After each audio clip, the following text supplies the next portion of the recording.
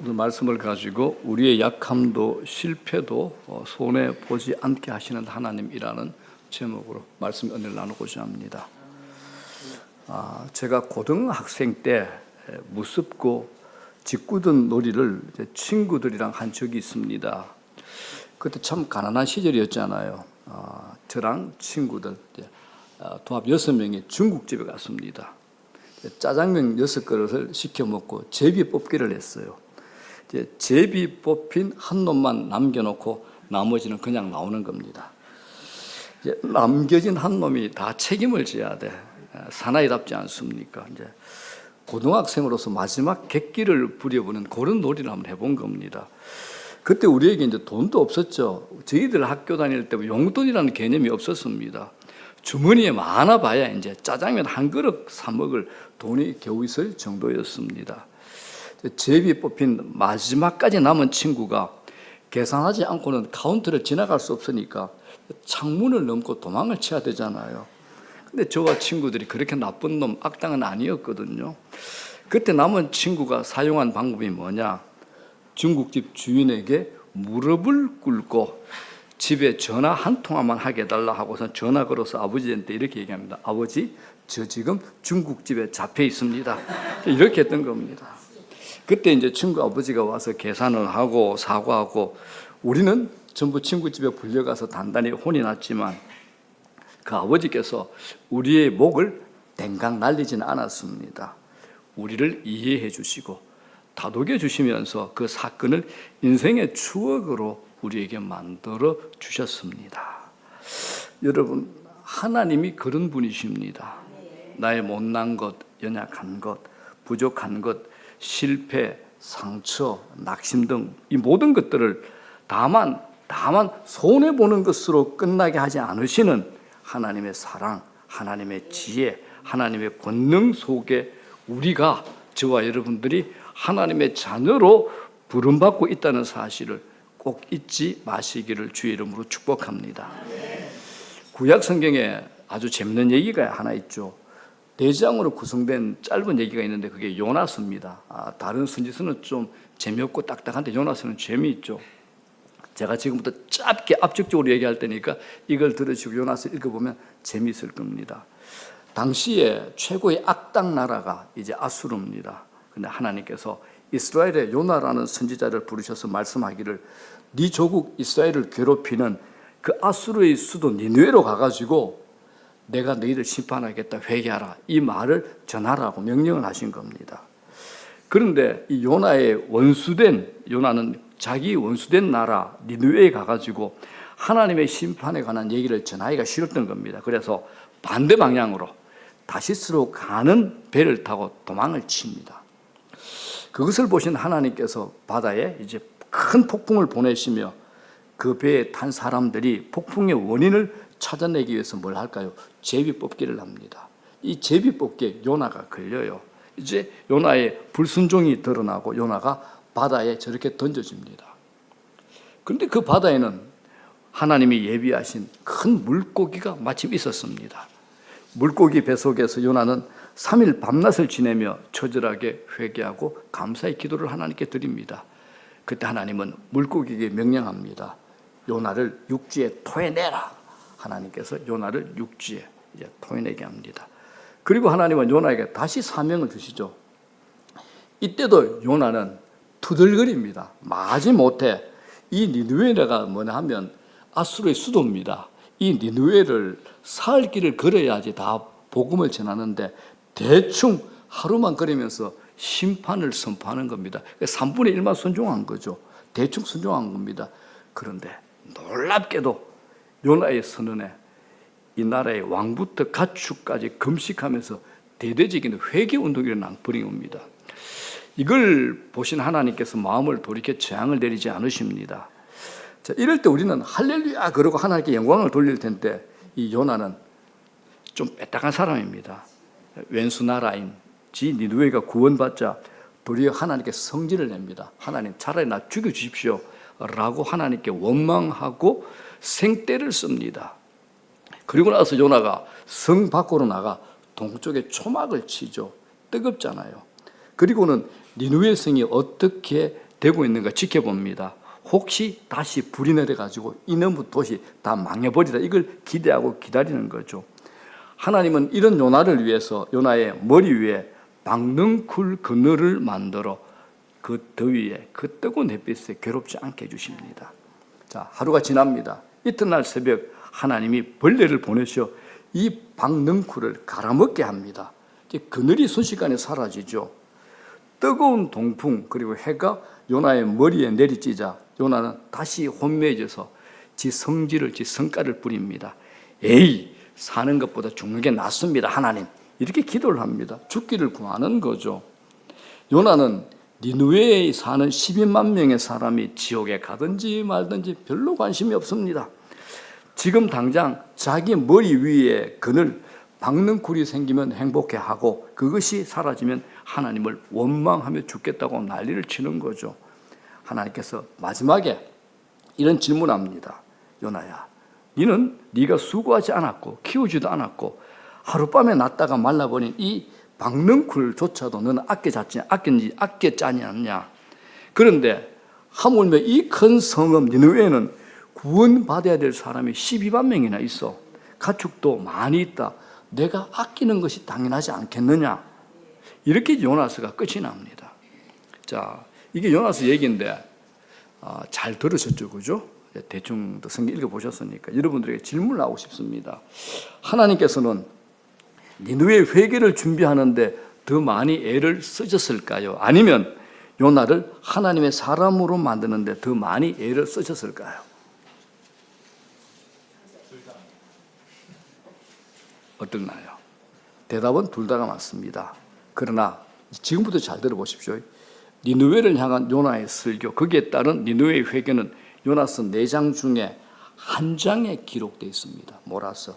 하지만 하나님께서 요나의 영혼을 만지시며 그를 변화시키려 하나님께서 어떻게 일하시는지는 그렇게 그 사건들, 그 과정을 보여주는 데는 요나서 4장 중에 3장을 쓰셨습니다. 자, 이 사실에 여러분들 어떤 생각이 드십니까? 하나님의 마음이 무엇일까요?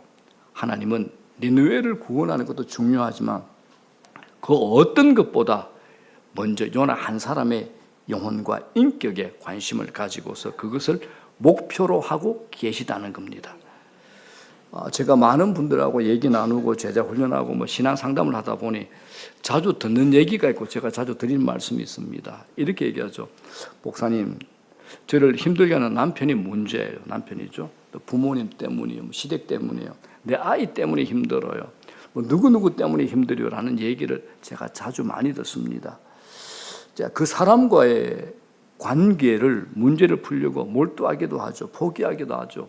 상처받기도 하면서 온갖 방법을 다 사용해 보는데 대부분의 사람들이 문제를 그렇게 풀려고 합니다. 그런데 성경을 보면 그렇지 않습니다. 먼저 내가 하나님의 목표입니다. 오늘 요나서가 얘기하는 게 이겁니다. 내가 하나님의 목표입니다. 여러분들이 모르는 분입니다. 한 분 제가 아는 분이 이제 남편 때문에 굉장히 애를 많이 먹으신 분입니다. 아마 여러분 같으면 다들 이혼 서류에 도장을 다 찍었을 겁니다. 찍어도 몇 분 찍었을 텐데 이런 분이 한 분이 계셨는데 굉장히 힘이 들었습니다. 이제 기도하면서 또 말씀 보면서 이제 이분이 어느 정도 신앙이 갖춰졌다 싶을 때 제가 이렇게 얘기했습니다. 집사님, 하나님께서 당신의 남편을 바꾸려고 하지 않으실 겁니다. 먼저 하나님께서 당신을 목표로 하십니다. 집사님이 먼저 단단해지고 깊어지시면 됩니다. 그리고 이제 몇 달 지났어요. 드디어 몇 주 전에 그분이 이런 얘기를 했습니다. 목사님, 제 남편이 너무 귀여워 보여요. 너무 귀여워 보여요. 상상할 수 없는 일입니다. 그 남편은 아주 거친 분입니다. 들어보면 좀 상상할 수 없을 정도로 그렇고도 살 수 있느냐 할 수 있는 그런 분입니다. 그런데 이분이 하나님께서 나를 먼저 목표로 하고 계시구나, 이걸 알고는 먼저 자기의 것을 구분하고 자기를 돌보기 시작했습니다. 그랬더니 능히 그 문제를 해석하고 이제 남편이 사랑스럽고 귀여워 보인다고 고백을 하게 되는 겁니다. 여러분, 먼저 우리가 하나님의 목표입니다. 나를 변화시키고 나를 영적으로 자라게 하기 위해서 하나님께서 내 아이를 사용하시죠. 내 아내를, 내 남편을, 내 시부모님을 사용하십니다. 무엇보다 꼴보기 싫고 만나기 싫은 그런 사람을 내 곁에 두십니다. 그렇지 않으면 우리는 다른 사람의 핑계를 대면서 변하지 않을 겁니다. 지나온 시간들 여러분 돌아보십시오. 나를 힘들게 한 그 사람 때문에 우리가 지금 이렇게 멋있어진 겁니다. 참을 줄 알고 성질이 나는데도 견딜 줄 알고 사랑하겠다는 마음을 가지기도 하고 하나님의 은혜를 힘입어 원수 같은 사람을 축복하며 기도할 수 있는 우리로 변하게 된 겁니다. 이게 하나님께서 우리를 만지시며 우리를 다스리시는 방법, 우리를 영적으로 성장시키는 방법입니다. 하나님의 일하심이 나를 괴롭고 힘들게 하는 그 사람을 바꾸고 그 사람을 치워버리고 그 사람을 먼저 변화시키는 것이 아니라 그 사람을 통하여 나를 먼저 단단하고 견고하고 멋있게 잘 참아내며 도리어 사랑할 줄 아는 사람으로 변화시킨다는 겁니다. 여러분 잊지 마십시오. 먼저 우리가 하나님의 목표입니다. 자, 이런 차원에서 이런 맥락에서 예수님이 십자가를 지시러 가는 길에 오늘 본문이 그 내용입니다. 처절히 실패하는 베드로의 삶을 통해 하나님께서 주시는 신비한 영적 비밀의 은혜를 나누기 원합니다. 예수님께서 십자가를 지시러 가는 길에 제자들은 처절히 실패를 합니다. 그 가운데 이 베드로의 실패는 오늘 본문처럼 특별히 눈에 더 띕니다. 베드로의 실패가 눈에 띄는 것은 그는 큰 소리치면서 장담을 한 사람이었죠. 누구보다도 적극적으로 예수님을 따르던 사람이었습니다. 십자가를 앞에 둔 예수님께 베드로가 이렇게 큰 소리치죠. 모두 주를 버릴지라도 누구는요? 나는 결코 버리지 아니하겠나이다. 자, 이 문장에서 어떤 단어가 제일 눈에 띕니까? 나는이죠. 나는. 우리가 이 말을 잘 사용하는데 살아보니 정말 나는 다른 사람과 다를까? 정직하게 자신에게 질문을 해봐야 될 것 같습니다. 아담의 후예는 다 똑같습니다. 여러분 성경에 우리에 대한 정의가 있지 않습니까? 로마서에 뭐라 그러면 다 같이 시작. 모든 사람이 죄를 범하였으며 하나님의 영광에 이르지 못하네. 여기에 다 우리가 속합니다. 모든 사람이 죄를 범하였으며 하나님의 영광에 이르지 못하더니 다른 사람의 실수를 보면서 그 실수를 통해서 그 사람을 판단하고 비판할 것이 아니라 그 실수를 통해서 먼저 누구를 봐야 됩니까? 나를 보셔야 됩니다. 나를 보셔야 됩니다. 그러면 우리가 어떻게 되죠? 누구 보려 절대 안 하게 됩니다. 남 탓 안 합니다. 제가 이제 어떻게 얘기하다 보면 이제 직장 다니시는 분들 아니면 뭐 사업하는 분들한테 이런 얘기를 하고 합니다. 좀 이렇게 남 탓 은근히 하려는 사람이 있어요. 제가 이렇게 얘기하죠. 기업의 회장들 치고 남 탓하는 사람 봤느냐? 성공한 사람 치고 남 탓하는 사람 봤느냐? 절대 없습니다. 늘 실패하는 사람이, 상처를 잘 받는 사람이 누구 보래요? 남 탓을 합니다. 여러분, 남 탓하지 마십시오. 남 탓하지 마십시오. 그 사람의 실수, 약점을 보고 그 사람을 판단하고 비판할 것이 아니라 먼저 나를 보셔야 됩니다. 건강한 사람은 다른 사람의 실수를 보면서 자기를 객관적으로 보게 됩니다. 나도 저럴 수 있지라고 자기를 객관적으로 보죠. 베드로는 지금 자신을 보지 못하고 있습니다. 예수님은 그런 베드로를 잘 알고 계셔서 예수님께서 이렇게 얘기하죠. 다 같이 시작. 예수께서 이르시되 내가 진실로 네게 이르노니 오늘 밤 닭 울기 전에 네가 3번 나를 부인하리라. 자, 예수님의 이 말씀에 베드로와 제자들의 답변도 기가 막힙니다. 자, 35절 다 같이 시작. 베드로가 이르되 내가 주와 함께 죽을지언정 주를 부인하지 않겠나이다 하고 모든 제자도 그와 같이 말하니라. 모든 제자 속에 우리도 담겨 있습니다. 베드로는 완강하게 주님의 말씀을 부인을 하죠. 다른 제자들도 합창하면서 베드로의 말에 동의를 합니다. 그런데 실제 상황이 어떻습니까? 전혀 다르게 진행이 됩니다. 예수님께서 십자가 지시기 전에 공로에 붙잡혀가 신문과 고문과 치욕과 고통을 당하고 있을 때 베드로가 바깥들에서 불을 쬐면서 상황을 살피고 있었습니다. 이때 대제사장의 집에서 일하는 여종이 베드로에게 가까이 와서 갑자기 이렇게 묻습니다. 69절 시작. 한 여종이 나와 이르되 너도 갈릴리 사람 예수와 함께 있었도다 하거늘 올 것이 왔죠. 베드로가 자기 정체를 드러내야 됩니다. 베드로가 뭐라 그럽니까? 아니다라고 처음으로 거짓으로 부인을 합니다. 끝이 아니죠. 곧 다른 여종이 나타나 또 질문합니다. 71절 시작. 다른 여종이 그를 보고 거기 있는 사람들에게 말하되 이 사람은 나사렛 예수와 함께 있었도다 하며 이 질문에 베드로가 두 번째도 부인합니다. 자, 이제는 다른 여러 명의 사람들이 세 번째로 질문하죠. 73절 시작. 조금 후에 곁에 섰던 사람들이 나와 베드로에게 이르되 너도 진실로 그 도당이라 너 예수와 함께 같은 팀 아니냐 이 질문입니다. 역시 베드로는 세 번까지 부인합니다.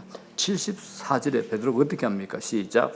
그가 저주하며 맹세하여 이르되 나는 그 사람을 알지 못하노라 하니 저주하면서 맹세하죠.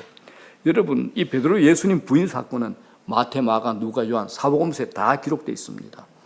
성경은 나중에 인정받는 사람이 되었다 할지라도 과거의 잘못을 덮어두지 않습니다. 자, 이 사건을 종합적으로 한번 살펴볼게요. 베드로가 처음에는 그냥 부인해, 두 번째는 맹세하고 부인해, 세 번째는요 저주하면서 부인합니다. 히브리적인 관점에서 보게 되면 이 저주는 반드시 대상이 있습니다. 베드로가 누구를 저주한 거죠? 예수님을 저주한 겁니다. 선을 넘어도 한참 넘었습니다. 베드로는 강한 스트레스와 죽음의 위협을 느꼈을 겁니다. 자, 75절입니다. 시작. 이에 베드로가 예수의 말씀에 닭 울기 전에 네가 세 번 나를 부인하리라 하심이 생각나서 밖에 나가서 심히 통곡하니라. 예수님의 말씀이 그대로 이루어졌습니다. 베드로는 예수님 하신 말씀이 생각나 통곡을 합니다. 이제야 자기의 실체가 드러난 거죠. 그동안의 큰 소리와 장담들은 다 어디 갔습니까? 이렇게까지 무기력할 수 있을까요? 우리는 이 본문을 읽으면서 베드로를 맹비난하고 싶습니다. 베드로가 누굽니까? 처음 주님의 부르심을 받았을 때 배와 그물을 버려두고 예수님을 쫓았습니다.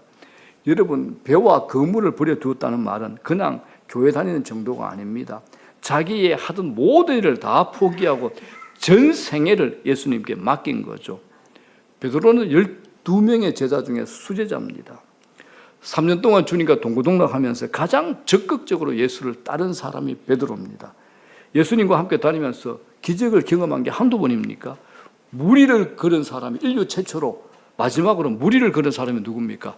베드로입니다. 변화산 사건으로 천국도 경험했잖아요. 이런 특혜가 어디 있고 이런 특권을 누린 사람이 어디 있습니까? 인류 역사에. 자, 이제 이 사건을 우리에게 적용해 봅시다. 예수님의 최측근 제자가 이렇게 무너졌다면 나는 과연 어떻게 되겠는가? 나는. 베드로의 실패를 보면 절망감이 밀려옵니다. 오늘 이 사건은 너무 중요한 사건입니다. 그래서 마태, 마가, 누가, 요한 이 저자들이 각자 자기가 기록한 곳에 다 남겼습니다. 그런데 이 베드로의 실패를 보면서 우리를 겸손하게 바라보게 합니다. 성경을 보십시오. 베드로뿐만 아닙니다. 120년 동안 방주를 만들고 의인이요 당대의 완전한 자로 칭송을 받았던 노아가 말년에 술에 취해가지고 큰 오점을 남김을 성경은 숨기지 않고 지적을 합니다. 믿음의 조상 아브라함은 자기 와이프를, 자기 아내를 두 번이나 누이라고 속이죠. 모세는 사람을 때려 죽여, 다윗은 자기에게 몸바쳐 충성한 부하의 아내를 취한 것뿐만 아니라 그 부하를 기의 죽음으로 내모는 더러움, 이것까지도 성경은 적나라하게 우리에게 가르쳐주고 있습니다. 노아, 아브라함, 모세, 다윗, 이들의 연약한 모습을 보고 여러분들은 무엇을 느끼십니까?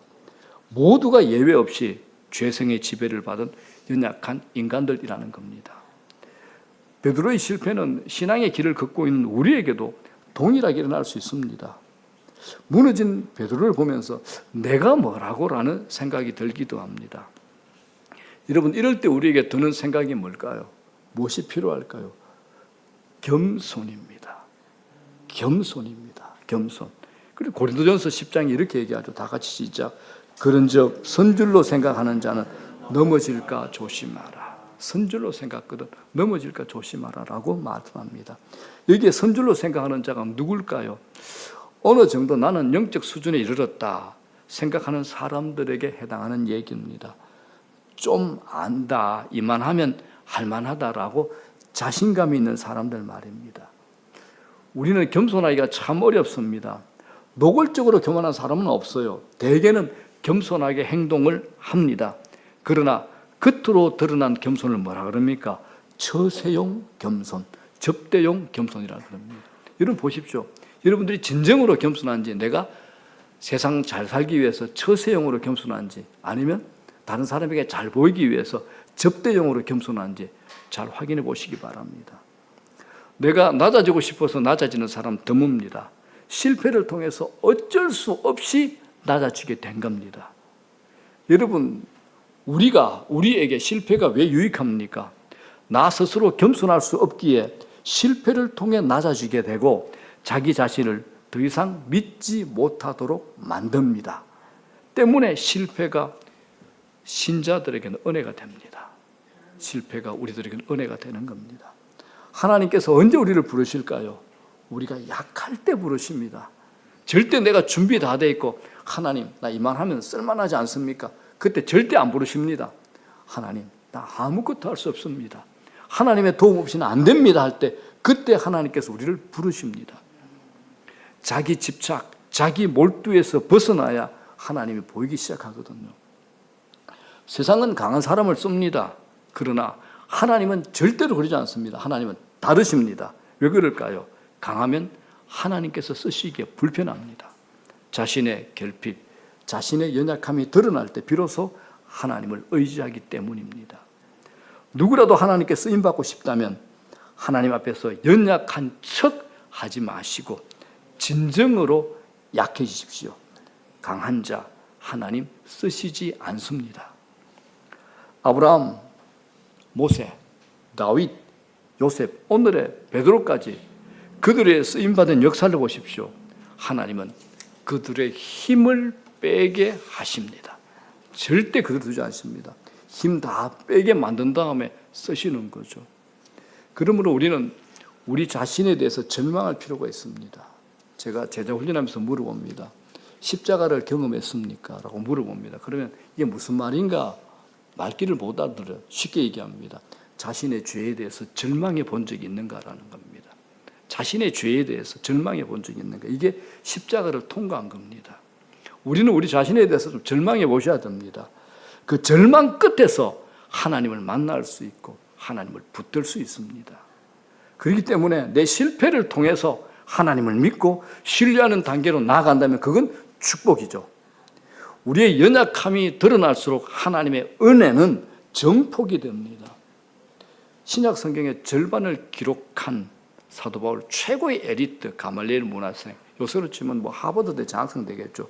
이 바울이 자신의 약함을 자랑합니다. 자, 고린도후서 12장 9절 시작.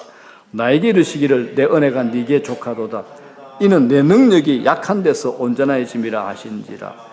나의 여러 약한 것들에 대하여 자랑하리니 이는 그리스도의 능력이 내게 머물게 하려 함이라. 이렇게 말씀합니다. 자, 이 말씀은 머리로는 이해되는데 경험적으로 이해하기 어려운 말씀입니다. 일반적으로 우리는 우리 자신의 연약함을 숨기죠. 평생 내 자신의 약점과 치부를 숨기기 위해서 안간 힘을 쓰고 살아가는 사람들이 우리들입니다. 우리의 행동을 잘 분석해 보십시오. 모두가 다 약점을 감추기 위한 노력이죠. 언제 예민해지고 화를 많이 냅니까? 누가 내 약점 건드릴 때 예민해지죠. 성질이 확 올라오죠. 그런데 바울은 어떻게 자기 자신의 약점을 자랑한다고 말할까요? 이건 신비입니다. 바울을 봅시다. 그는 자신의 연약함을 통해서 하나님의 능력을 더 의지하는 겁니다. 하나님을 의지할수록 하나님의 능력은 더 깊이 와닿습니다. 하나님은 우리를 약하게 만드십니다. 그리고 하나님을 더 의지하게 만드시는 겁니다. 바울이 그 신비를 깨달은 거죠. 십자가가 그거 아닙니까? 십자가의 비밀, 신비도 똑같습니다. 그리스도의 십자가는 연약함 속에서 나타나는 하나님의 능력을 가장 잘 보여주는 사건이 바로 십자가입니다. 자, 고린도후서 12장 10절입니다. 시작.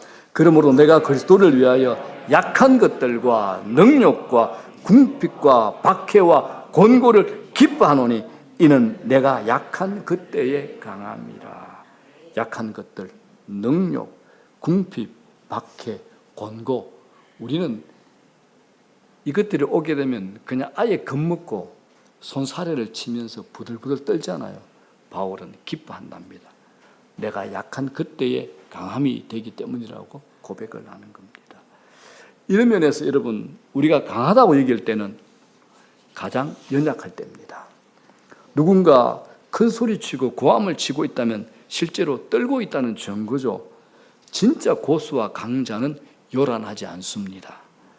하나님의 백성인 우리는 약할 때 오히려 강함을 경험하게 됩니다. 오늘 지금 베드로는 왕창 깨졌습니다. 더 이상 자신을 의지할 게 없죠. 대충 실패가 아니죠. 완전히 무참하게 깨어진 실패입니다. 그런데 무너지고 실패된 그 자리에서 하나님께서 새로운 일을 하십니다. 그걸 회복이라 그러죠. 회복은 여러분들 실패한 자리에서 일어납니다. 절대 성공한 자리에서 우리가 회복이 되고 거기에 더 큰 복이 주어지면 내가 한 것 아니면 하나님하고 나하고 비율을 나눕니다. 하나님 50, 내 50 비율을 나눕니다. 절대 우리는 하나님의 은혜라고 얘기하지 않습니다. 하나님은 우리를 철저하게 때로는 메마르게 하시고 실패하게 하십니다. 그렇기 때문에 우리 그리스도인들에게는 실패도 약이 됩니다. 실패는 하나님의 부르심입니다. 실패의 자리에서 거품이 제거된 본질적인 나를 발견하게 되기 때문입니다. 여러분 기도하시죠. 하나님께서 우리 축복하시기 전에 반드시 거치게 하는 코스가 있습니다. 우리를 메마르게 하십니다. 그리고 우리를 광야를 거치게 하십니다. 그리고 하나님께만 의지하고 하나님만 신뢰하고 하나님만 바라보게 하시는 겁니다. 성경을 보십시오. 하나님께서 그 사람을 사용하실 때, 그 사람의 축복하실 때 반드시 마르게 하십니다. 광야를 거치게 하시는 겁니다. 이걸 이렇게 표현하죠. 하나님은 우리를 코나로 모르시려. 그때는 다 스톱하십시오. 그냥 하나님 앞에 나가시는 겁니다. 인간적으로 보면 베드로와 같은 사람을 우리가 다시 볼 이유가 없습니다. 뭐 질이 나쁘죠. 기본적인 의리도 없는 놈이잖아요. 이런 베드로에게 무슨 기대를 갖겠습니까? 그런데 주님은 그런 베드로에게 다시 찾아오시잖아요. 사도행전의 주역으로 세우지 않습니까? 하나님의 은혜와 복음이 우리에게 희망이라는 이유가 바로 여기에 있습니다. 망가질 대로 망가졌지만 절대 제가 예화를 드렸던 것처럼 설교 초반에 중국집에 예화를 드는 것처럼 하나님 우리 다시 이렇게 세워주십니다. 하나님께서 우리에게 주시는 것의 핵심이 뭡니까? 우리 찬양했잖아요. 은혜입니다. 우리는 은혜라는 이 단어를 온전히 이해하기는 참 어렵습니다. 이건 세상 속에서 경험하지 못하는 단어이기 때문입니다. 위대한 인생일지라도 그 속을 들여다보면 은혜가 아니면 해석되지 않는 삶의 부분이 너무 많습니다. 제가 나이 먹어보니 은혜가 아니면 목사인 저도 몸둘 것이 없는 것입니다. 오늘 베드로는 실패에도 불구하고 다시 일어납니다. 하나님 은혜입니다. 이 회복된 베드로가 사도행전의 주역이 되죠. 회복의 힘이 그를 다르게 살게 만든 겁니다. 그는 더 이상 겁쟁이가 아니었습니다. 예수를 위해서 투옥당하기도 하는 흔들림 없는 진짜 반석이 베드로입니다. 오늘 우리가 베드로 통해서 우리 신앙을 다시 한번 점검해 봅시다. 베드로의 인생을 보면 참 굴곡이 많습니다. 어떤 때는 주는 그리스도시요 살아계신 하나님의 아들입니다라고 놀라운 고백을 하죠. 그런데 또 바닥을 치고 예수님께 사탄아 물러가라 이런 책망을 듣기도 합니다. 무리를 걸을 때 얼마나 대단했습니까? 그런데 곧바로 물속에 또 빠집니다. 우리 신앙도 마찬가지입니다. 굴곡이 얼마나 많습니까? 하루에도 천국과 지옥을 오고 갑니다. 한때는 예수님 제자였다가 어떤 날은 마귀의 사촌 동생이 되기도 합니다. 자식들 때문에 대충 타협하다가 마귀하고 사돈이 되기도 하죠. 우리가 신앙생활하면서 별것 아닌 것에 시험에 들고 넘어집니다. 자주 무너지고 깨어지고 갈등하고 회개하고 그리고 돌아옵니다. 20년, 30년 예수 믿었는데 어느 날은 아주 유치한 행동을 하기도 합니다. 어린아이 이하의 영적인 행동을 하는 것도 보지 않습니까? 똑똑하고 자존심 강한 엘리트 바울을 보십시오. 회심한 이후에 자신을 죄인 중에 괴수다라고 얘기를 하기도 합니다. 바울은 자기 자신에게는 눈꽃만큼의 의도 없다라고 고백을 하는 거죠. 자, 이제 말씀을 정리합니다. 여러분, 하나님이 누구십니까? 하나님 누구십니까? 하나님 누구시죠?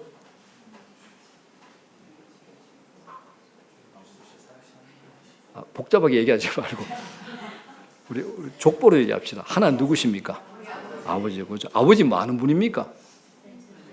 책임지는 분입니다. 그죠? 그러면 아버지가 자식이 망하면 누구 창피입니까? 자식 창피입니까? 아버지 창피입니까? 아버지 창피입니다. 그러죠. 그렇기 때문에 여러분, 우리는 절대 내가 하나님을 믿고 있을 때 실패 자리에서 끝나지 않습니다. 실패 자리는 다시 시작하게 하시는 회복의 자리임을 믿으시기를 바랍니다.